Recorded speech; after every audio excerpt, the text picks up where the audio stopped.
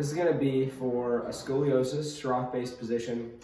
It's specific. I'm going to show this one for someone who's a right 3C, just because it's a common curve pattern.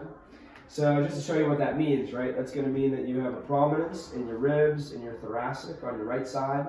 And usually we're going to see that your pelvis kind of drifts a little bit to the left. So when I have someone in standing and I see them bend forward, I'll see the ribs are more prominent on the right side. And I'll see when they stand that their pelvis kind of hits a little more firmly against their left hand, meaning that their hips are going a little bit this way.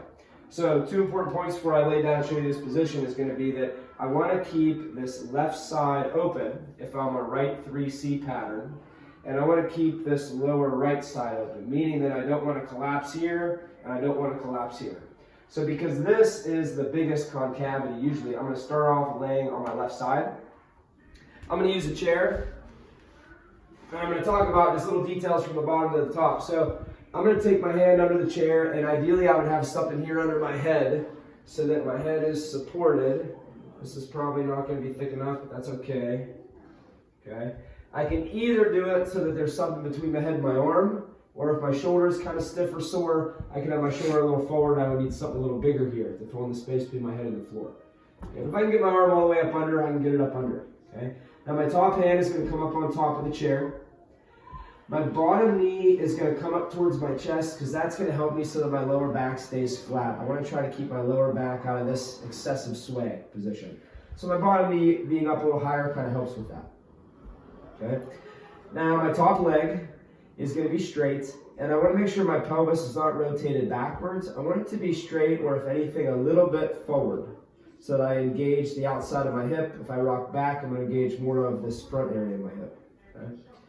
So a couple things as I go down. So it's this left side that I want to try to keep open, where my ribs are hitting against the floor, right? So as I'm here, I want to think about, as I'm in this position, a couple things. My top arm, I don't want to see my shoulder kind of hiking way up towards my ear. I want to think about the point of my elbow kind of reaching my shoulder blade out to the side. In this position, I'm going to lift my top leg, and I like to keep my toe a little bit turned in.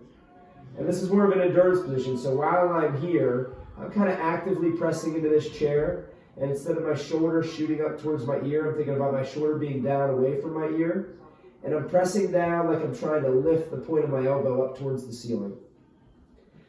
And then I'm thinking about, as I'm in this position, breathing into my ribs, into the floor. I'm trying to expand my ribs into the floor as I'm in this position. And the last piece I'm just going to mention is that, like I said, I don't want to collapse this point. So as I'm on this side, I want to think about this point staying open. So as my leg is in the air, I'm lifting my right leg, but I'm kind of reaching my right heel a little bit towards the wall that's away from me. I don't want to cramp up this side. And this is a position that I might stay in more for time, maybe anywhere in the 1 to 3 minutes. Now when I go to the other side, I want to think about some of the same concepts, but they'll be a little bit backwards because I'm laying on this side now. So I'm still going to do the same thing with my arms. I'm still going to do the same thing with my legs. Now for this side, I'm still trying to keep this side of my ribs open. Right? This is usually going to be my weaker hip in that right 3C pattern. So when you stand, that hip that goes against your hand, that's usually your weaker glute. So on this side, those tissues are a little bit overstretched. So on this side, the one detail I'm going to mention is that when I lift this leg, it's okay to lift it a little bit higher, but I just want to watch that I don't lift it so high that I crunch up my back.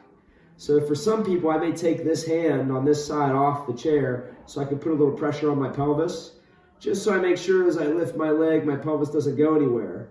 And if I feel like I have good awareness there, then I can maybe take that hand off of my pelvis, try to keep that as I bring it back up. So like I said, this side I can lift a little higher, but not at the expense of my pelvis hiking up. So maybe I lift as high as I can without my pelvis moving. And then once I'm there, I try to hold that, and I bring my hand back up to the chair. Once again, shoulder down away from my ear. I want to feel like I'm pressing into the chair, like I'm lifting the point of my elbow up towards the ceiling. And once again, more of an endurance position, right? This should feel like it makes me probably more tired on this side because this is my weaker hip in that right 3C pattern. 1 to 3 minutes is usually a pretty good goal.